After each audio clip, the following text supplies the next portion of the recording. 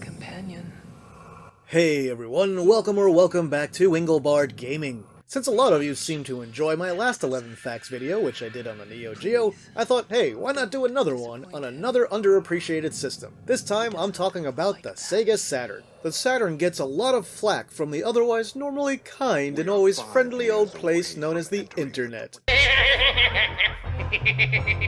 But anyway, really, it gets attacked for a lot of things. Despite it all though, one thing that's almost impossible for any fair-minded person to deny is that there were a lot of really good games released on the platform, despite what they may or may not think about the hardware choices Sega made with the Saturn, or its business practices of that time. So speaking of time, I won't waste any more of yours setting this video up. Stick around for 11 facts about the Sega Saturn that you maybe didn't know. Or maybe you did. Either way, let's get on with it. The successor to the Genesis/Mega Drive wasn't called Saturn, at first. Before the Saturn was a thing, Sega's next-generation 32-bit system had started popping up in gaming news and media magazines like EGM. How early? As far back as 1992. Back then, and for quite a while after it, in both EGM and its sister publication, the Sega-only magazine Mega Play, they referred to the system as the Sega Giga Drive. What's the significance there? Well, first off, obviously we know the system we know as the Genesis in North America was called the Mega Drive in most other parts of the world. If you weren't aware, when we're talking numbers, the prefix Mega means 1 million, or 10 to the 6th power. The prefix Giga means 1 billion, or 10 to the 9th power. What's all this mean? Absolutely nothing! But seriously, it was meant to symbolize that the next generation in hardware had arrived. Giga is the next numerical milestone after Mega, so it made perfect sense. Over time, Sega obviously moved away from the Giga Drive title and went with something else. Planet naming, so their main 32-bit system became known as the Saturn. The 32X was initially known as Mars internally. Other planetary names floating around this era of Sega were Jupiter and Pluto. Jupiter was the codename for a cartridge-only version of the Saturn, which we'll come back to in just a few minutes. Pluto came along later and was a version of the Saturn with a built-in netlink and hard drive, something for which real working prototypes exist, and a couple of them are even out there in the real world right now. Personally, I'm glad Sega went with the name Saturn instead of Giga Drive, especially since the system had the same name in all territories, making it much easier to discuss these days than the Genesis/Mega Drive, or the Super Famicom/Super Nintendo, or the Mark III/Sega Master System, or the PC Engine/TurboGrafx 16, and, well, you get the point. Despite what you may have heard, Sega did change the Saturn design in response to the PlayStation, according to its designer. There's a lot of very angry debate that rages on to this day about the Saturn's architecture and whether or not Sega changed it in response to the Sony PlayStation. What's the real story here? Did Sega design the Saturn initially with polygons in mind?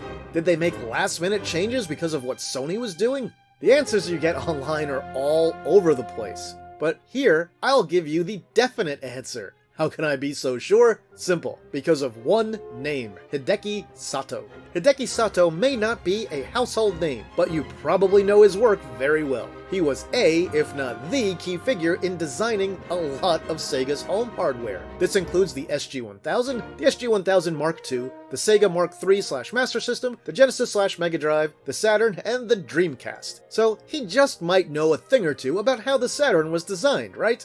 Hideki Sato took part in a special set of interviews in 2018 in Japan. I'll have them linked in the description below. These were an oral history of the Japanese video game industry. What did Hideki Sato have to say about the design of the Saturn in this fairly recent interview? There's a translation on segabits.com also linked below, but the gist is this. The Saturn was originally designed with just one CPU and was focused on sprite-based graphics. After the PlayStation became known, and that it was also a polygon-based system, he decided to shift the focus of the Saturn to polygons. Mr. Sato stated that he used various tricks and changed everything in the Saturn, including using a geometry engine and using sprites as pseudo-polygons. After the specs of the PlayStation were revealed, and said that it could, in theory, handle 300,000 polygons per second, Sato also stated that was when he added the second SH2 CPU to the unit. One of the big controversies is not the number of CPUs, however, but the number of VDPs, or video display processors. The Saturn has 2,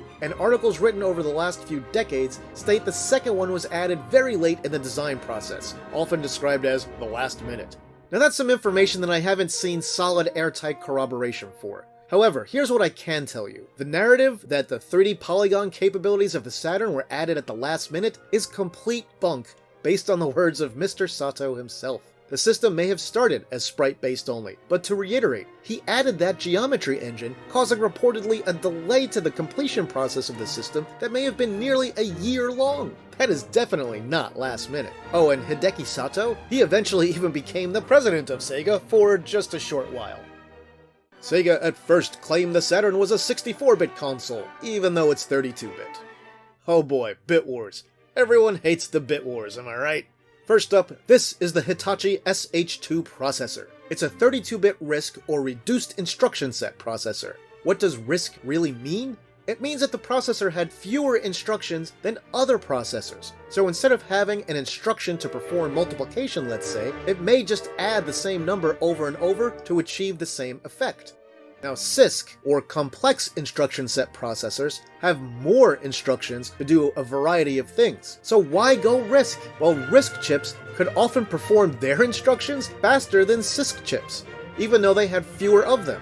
RISC was a relatively new thing in the mid-90s, and lots of processors were starting to appear that used it. To put some context into this segment, in the current year 2024, the Intel Core chips that power most modern desktops and laptops are CISC, while the ARM processors in most mobile phones and tablets are RISC-based. So the RISC-based SH2, or Super H2, became the main CPU of the Sega Saturn. When the Saturn started development, it was powered by a single SH2 processor. However, if we look back just a smidge further, we'll even see some confirmation from Hideki Sato himself that when the Saturn actually started development, it was using the original Super H processor from Hitachi.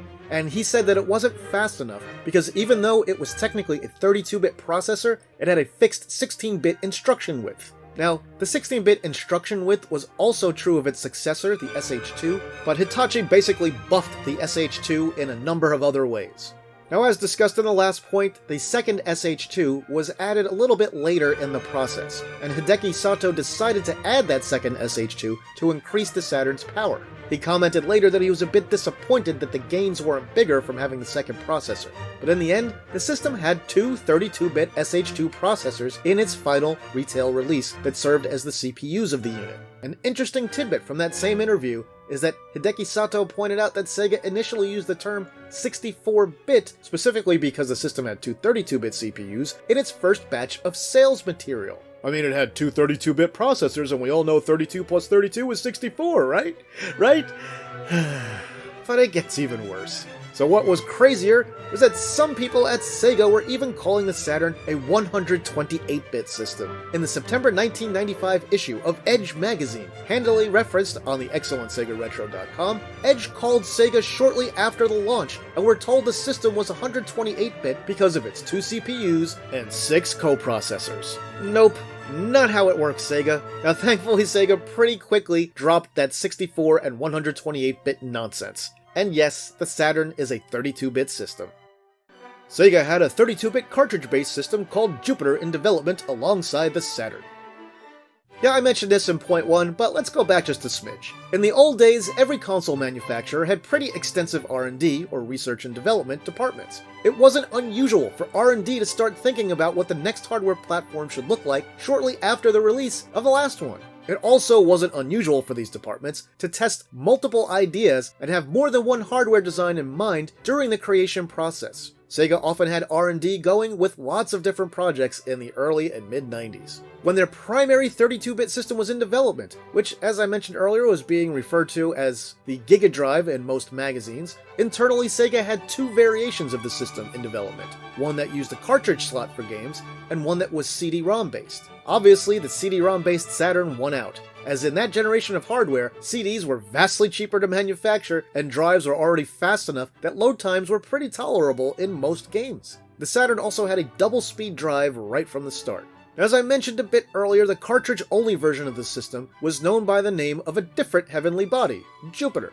But eventually Sega figured out that the winds of change were blowing in the direction of the CD-ROM format, and Jupiter would never see the light of day. But what's with that cartridge slot on the Saturn? The Saturn cartridge slot was never intended for use with games, and no games run directly on it. Technically. Why do I say technically? There's actually 2 games that use the slot for a ROM cartridge. Yes, I said that correctly. ROM, not RAM. King of Fighters 95 and one of the Ultraman titles use a ROM cartridge, which stored data on the cartridge that in theory would speed up loading time significantly. Obviously, this concept never caught on, because only these 2 games and a couple of King of Fighters 95 re-releases would use a ROM cartridge. There are a load of primarily Japanese games that do also use the 1 and 4 megabyte RAM cartridges, but those have been covered on the old internet here pretty extensively. The Saturn sound chip could produce amazing music. Even though the Saturn was a CD-based system, that doesn't mean that every game released for it used CD audio, which is also known as Redbook audio. So if CD audio is so great, why didn't all the games on the Saturn use it, you might wonder? Well, I'll explain that. Redbook audio is indeed very crisp and clear, and you can use any instruments you want or have vocal tracks, and it was amazing to hear that stuff in games for the very first PC Engine CD titles, and then through the Sega CD, and then on the Saturn and PlayStation. However, Redbook audio took a lot of space, so you were very limited in the number of tracks you could fit onto one disc. Usually you might get somewhere between like 10 and 15 tracks in the average CD-based game of Redbook audio. Now, using a lot of CD audio also affected the amount of data you could put on the CD for other things. So lots of games for the Saturn, PlayStation, Sega CD, and even the PC Engine used other sound chips inside their respective systems to produce music in games. In the case of the Saturn, Sega also wisely included a Yamaha YMF292 sound chip that was controlled by a variant of the Motorola 68000. Funny how the CPUs from prior generation systems often ended up becoming the sound CPU in future systems, isn't it? Anyway, the YMF292 could produce sound through either FM synthesis or the use of PCM samples with up to 32 channels of sound. All 32 channels can be used for PCM playback, or they can be split into several combinations of FM channels with different numbers of operators. You can check out my How Sound Works on the Sega Genesis video if you want to learn about FM sound and operators. The Saturn sound chip could also play back Yellowbook audio, which means longer recorded tracks in either mono or stereo. One of the most famous examples of Yellowbook audio in a game is in Castlevania Symphony of the Night. Another good example of Yellowbook audio in a game can be found in the awesome soundtrack of A Stall. I could dedicate an entire video to the YMF292 chip and its intricacies, but instead, I'll just tell you a few games that used it in some capacity to generate their music instead of using Redbook audio for in-game soundtracks. Some of these examples use Yellowbook and some of these examples use synthesis. But the games in question are A Stall, Panzer Dragoon Y and Panzer Dragoon Saga, Shining the Holy Ark, and all of Shining Force 3. And of course, it's just a very small example of a few games that use the chip in that way. There are many, many more. The Saturn had a wealth of options when it came to creating music for its games, be it via FM, PCM, a combination of the two, Yellowbook, or Redbook audio. Not every game sounded great, but the ones that utilized these options well were pretty amazing. The Saturn wasn't quite the failure people make it out to be. You've probably seen the headlines and video titles of the last 30 years. The Saturn was a failure. The Saturn killed Sega. The system was such a flop it ruined the chances of the Dreamcast. Here's the thing though, the Saturn wasn't quite the flop that people make it out to be online and in the media. And don't get me wrong, it wasn't a huge success either, especially not compared to its more successful competition. But estimates place total worldwide Saturn sales between 9.5 and 17 million units. Exact numbers are a little hard to come by, unfortunately, but the real number is probably somewhere in the middle. Let's put that into perspective a bit. The total PC Engine sales, including every variation of the system, along with the CD add-on, worldwide, are somewhere in the neighborhood of 15 million units. The PC Engine was considered a huge success in Japan, even though it didn't fare too well anywhere else. The Saturn's fortunes were surprisingly similar. But what about games? Well, get this, there were over 1,000 commercial releases for the Saturn in its short 4+ year lifespan. Over 1,000! That's from all regions, of course, and the system, as mentioned, was more successful in Japan, and Japanese releases account for roughly 75% of the Saturn's entire library. Anyway, it's tough to make the argument that a system is a failure when it had 1,000 official games released for it. Other systems from the same era that are considered failures had much smaller libraries. The Jaguar had 50 cartridge games and 13 cd-rom games for a total of 63 official games. The 3DO had 251 officially released titles. So the real problem for the Saturn comes when you compare it to its more successful competition. The PlayStation sold about 90 million units, and the N64 sold about 33 million units. But what about the Jaguar and 3DO? Well, the Jaguar sold under 400,000 units, while the 3DO-based systems that were available sold roughly 2 million units. Now, I am not trying to whitewash or sugarcoat anything here. There is no question that the Saturn underperformed. It was in a distant third place in its generation, and there are a lot of reasons for that. And while it also unquestionably never enjoyed the success of its top two competitors, it wasn't quite the total flop that it's made out to be either, especially not in Japan. The surprise early launch of the system hurt it at retail in the US. A lot.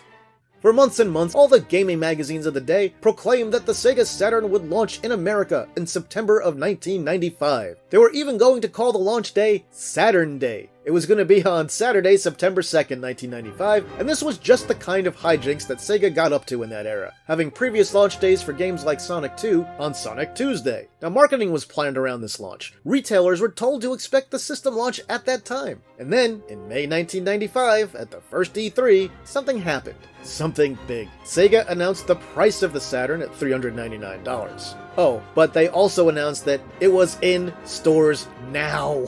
What happened to Saturn Day in September? Now, as a gamer, I thought this was great at the time. In fact, my eyes nearly bugged out of my head when I saw the thing at Toys R Us because I hadn't heard that it had launched. A fortuitous injury led to the company that I work for paying me a decent sum of money, which I happened to use to purchase the system just a few weeks after it launched. Now, I had only seen the system at Toys R Us at that point. It hadn't been at the usual places in the mall like EB, Babbage's, and KB, and I wondered why so few places had it. Well, it turned out Sega had a limited amount of retail partners for the launch, and they cut out some very large operations like KB and even Walmart. And now Walmart, it's crazy they cut them out because they had to plead with Walmart only a scant few years earlier to convince them to carry the Sega Genesis. KB Toys was so mad that they refused to ever carry the Saturn, and they stuck to their guns on that. You can even read a smidge about that at the IGN article I've linked in the description. But KB blamed the Saturn's poor performance on how Sega treated retailers in May of 1995. I don't think that's the whole story or entirely accurate, but I'm sure it did make a difference. It definitely didn't help. Polygons on the Saturn were created with quads instead of triangles. Also, there were sprites. The basic unit of rendering today is a 3-sided polygon, which is what most of us mere mortals refer to as a triangle. Almost every game system and GPU in computers these days renders polygons using triangles. But did you know that the Sega Saturn didn't use triangles to render polygons? Instead, it used 4-sided shapes, or quads, to render its 3D models. Now, before you get too upset and wonder why Sega did something so different from the industry standard, keep in mind that at the point that the Saturn came out, there really was no industry standard. In fact, Sega had used quads in both its Model 1 and Model 2 arcade boards that came out before the Saturn. They used quads again in the Model 3 that came out years after the Saturn. So Sega went with what had been working for it in the arcade scene, so using quads instead of triangles made sense from that perspective. Unfortunately, the entire industry pretty much moved to triangles, so Sega's work with quads never became a standard of its own. Yet their work with quads produced some of the most memorable 3D polygonal games ever made. Virtua Fighter 2 and Daytona on the Model 2 were completely shocking at the points they were released. Virtua Fighter 2 even had a fantastic Saturn port, of course. Now, they couldn't just import the character models from the Model 2 hardware, since the Saturn couldn't handle nearly as many quads as the much more powerful Model 2. But hey, they did okay with it. Transparencies on the Saturn existed, but were weird. One of the most annoying things in Saturn games was just how much they relied on fake transparencies through the use of meshes. Let's look at this scene from Toshinden on PlayStation. Not a great game, but it'll prove the point. Now look at Ellis here in the PlayStation version of the game. Her outer layer of clothing is sheer and we can see what's underneath. Now here's Ellis on the Saturn. So on PlayStation we have a nice normal transparency with sheer clothing, right? But on the Saturn, the system just simply removes every other dot in that top layer of clothing to give the approximation of transparency.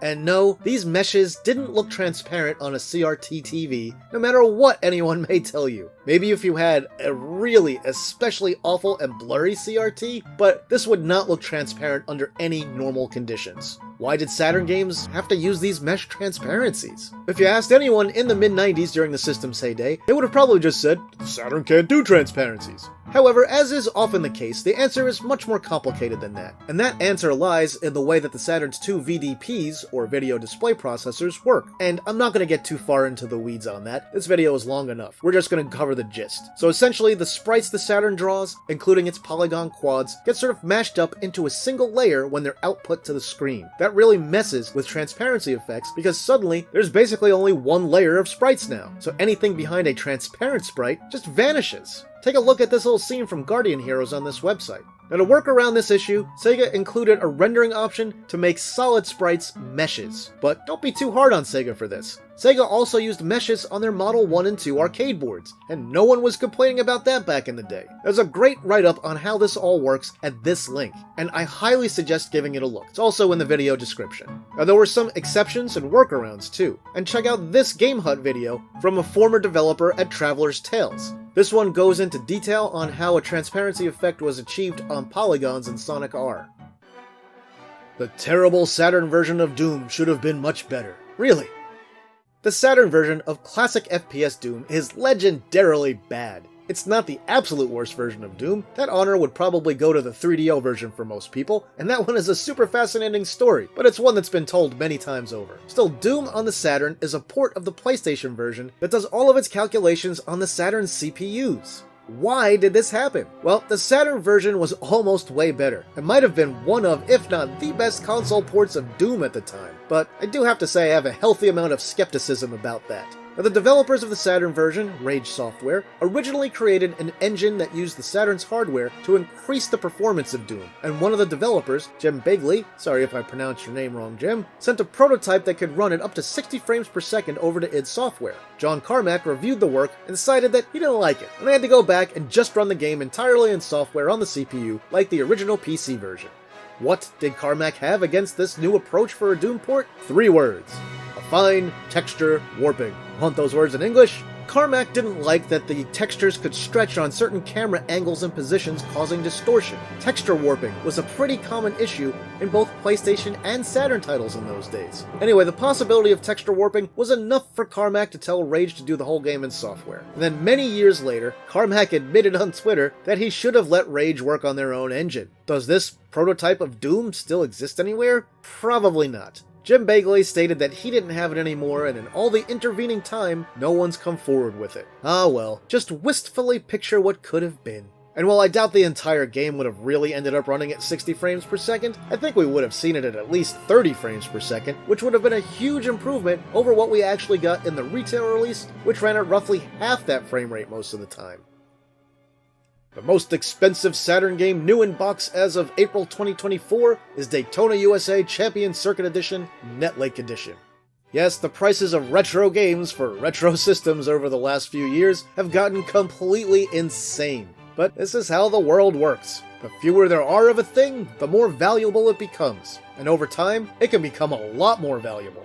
Now, the Saturn doesn't have any games that command the price of something like Metal Slug for the Neo Geo AES, but it's got plenty of games that are in the high hundreds or thousands. But one game has to sit atop the list as the most valuable. And it's not the one that you may think. Before you saw the fact here, you probably thought that Panzer Dragoon Saga was the Saturn's most valuable game. And if you thought that, well, you're wrong! But you're so close. It's the second most valuable game, currently selling for about $2,000 new and unopened, $1,000 complete in box, or just over $700 for loose discs. Youch, that's a chunk of change. I bought this game from Toys R Us when it released for $50. Now surprisingly, an even rarer game for the Saturn is the Netlink edition of Daytona. Known as Daytona USA Champion Circuit Edition, Netlink Edition, this one had a very small print run. How small? I haven't even been able to find the exact number anywhere, so I don't want to speculate, but I can tell you it was only available via Sega's online store back in the day, so you couldn't just walk into Toys R Us or EB and buy it off the shelf. What I can tell you is the actual price right now. As of this moment, a new in-box copy of this game goes for a whopping $10,103.25. If you want to save some cash, you can instead buy it used complete in box for a mere $4,812.50. Thinking about a loose copy instead? A loose copy will set you back just over $2,900. Now the game itself is essentially the same as Champion Circuit Edition, with just added Netlink modem functionality. To make matters even more confusing, this one doesn't even say Netlink Edition on the box. You have to open it and look at the disc. I'm not entirely sure how that's validated for sealed copies at this point. Oh well, that's one I don't have and will never have to worry about owning. Alrighty, so there's a look at some interesting facts about the Sega Saturn that you may or may not have known. The Saturn is an interesting system that I think really deserved more attention than it got back in its day. Sega really did mess things up at retail with the Saturn. They confused the market with the 32X before its launch in the US, and then spurned those retailers I mentioned earlier with the surprise launch, and then basically did about everything wrong that they possibly could have from a business standpoint during the launch of the system. Despite all that, it still definitely has some really great games for it, and its total sales numbers, while not great, were not as dismal as several of its competitors, not by a long shot. So in the end, it's a system worthy of playing today and worthy of being remembered. So tell me what you think. Are you a Saturn fan? Did you always want one but never got one? Did you discover it after its original retail lifespan? Do you hate the Saturn? Do you still have that vitriol from the 32-bit days? Tell me all about it in the comments. That'll do it for this video, my retro gaming friends. If you enjoyed the video, please like it and share it online somewhere. If you haven't yet, subscribe to the channel and hit the notification bell so you'll never miss one of my videos. If you want to support the work that I do here, you can do that over at Patreon, Ko-fi, or right here on YouTube through channel memberships. With that, I'll say thanks for watching, and see me later.